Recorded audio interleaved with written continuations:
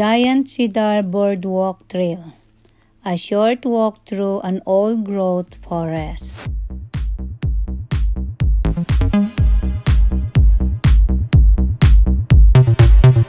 The Giant Cedars Boardwalk Trail is a nice spot to take a break and stretch your legs when traveling along Trans-Canada Highway 1.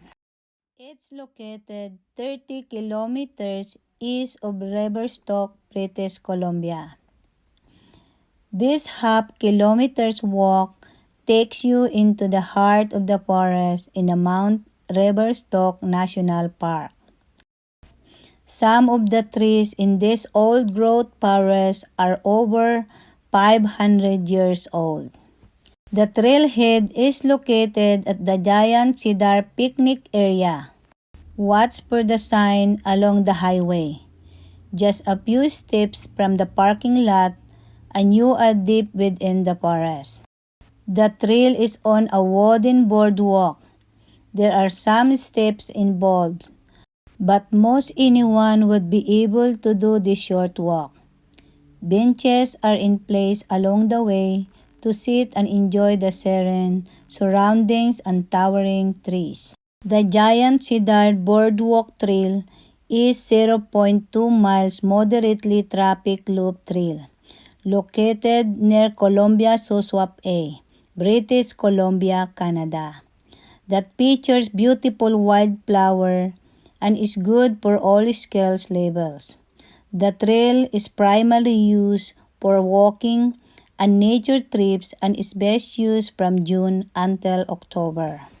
The Giant Cedar Boardwalk Trail is right by the main road from Revelstoke to Banff. It would be easy to drive straight past, but if you stop to stretch your legs, you get to visit an amazing grove of giant old-growth cedar trees. The surrounding mountains draw in a precipitation to this area.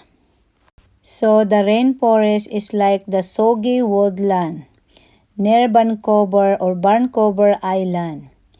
It is a basically paradise for western red cedar trees, and somehow it survived the logging from the last 150 years.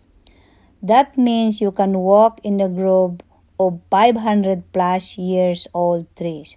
Western red cedars are British Columbia's official tree.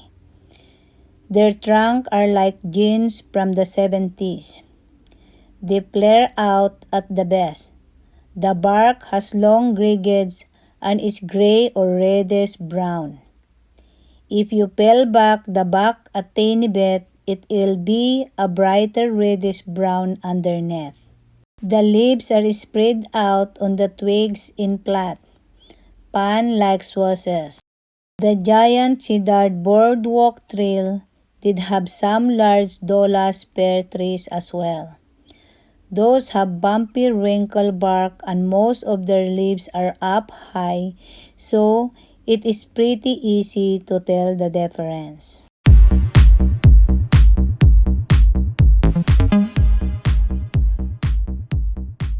This is one of the most powerful experiences in Mount Revelstoke National Park is the Giant Cedar Boardwalk Trail. It's an accessible wooden boardwalk line with towering trees that will leave you speechless.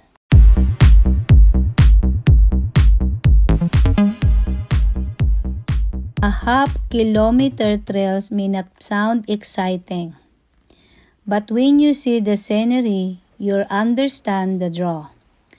Few places on earth compare to the utter magnificence you witness along this wooden boardwalk.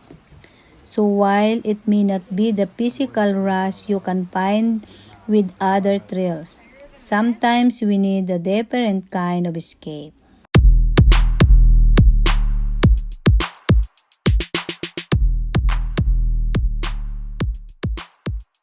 The wooden boardwalk takes you through some of the oldest parts of the forest.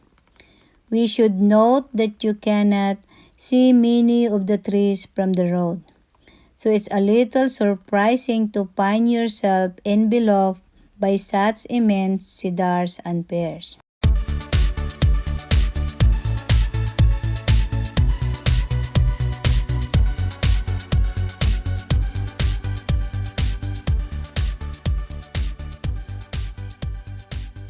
Once you find the trailhead, it's a short hike that you feel like paradise, especially on a sunny day.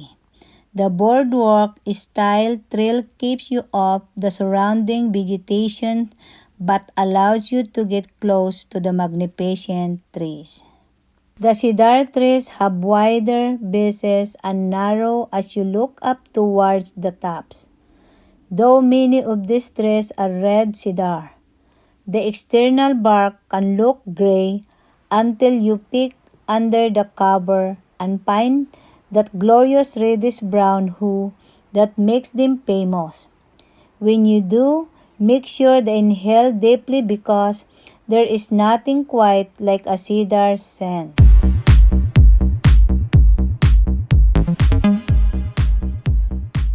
Visiting the massive cedars is a grounding experience that makes you realize how everything in nature is deeply connected.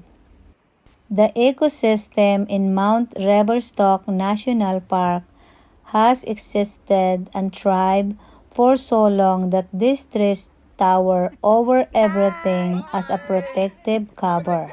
Yeah, you too. These old-growth cedars also happen to be part of the temperature inland rainforest.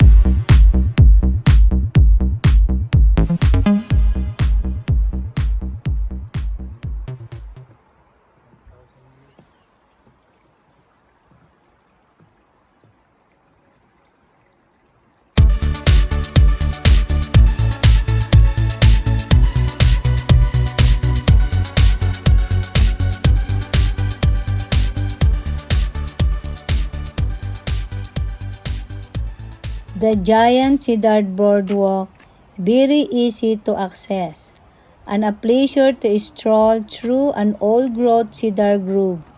The boardwalk meanders through the majestic forest across bubbling brooks and green foliage on the forest.